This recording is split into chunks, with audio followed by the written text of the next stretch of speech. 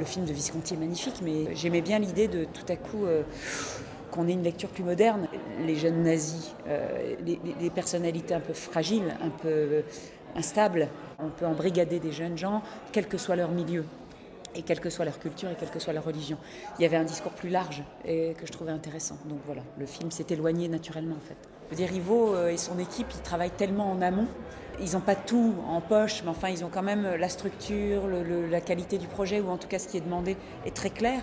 Donc après, nous, on avait juste à se poser sur le projet en étant, en adhérant, enfin, et en suivant ce qu'il demandait. Après, c'est marrant, dans cette rigueur-là de mise en scène, on a aussi une sensation de grande liberté. Ce qui s'inventait dans les rapports, moi je sais qu'il y a la colère est arrivée assez vite, justement quand il me parlait de Lady Macbeth, par exemple, une source d'inspiration formidable, théâtralement en tout cas.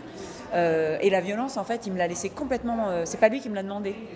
Et donc la colère de cette femme qui devrait être en place, et puis c'est une société d'hommes, mais ça c'est les débats que j'aime bien soulever toujours avec les rôles féminins au théâtre, c'est toujours la place de la femme aussi dans un monde d'hommes, là c'est le cas, où tout à coup c'est elle qui devrait avoir les manettes, et c'est pas elle qui les a. Donc tout à coup il y a l'amour avec Guillaume Gallienne qui joue mon amant, qui va devenir mon mari mortifère à la fin, mais voilà, elle se sert. Il y a autant d'amour que de manipulation.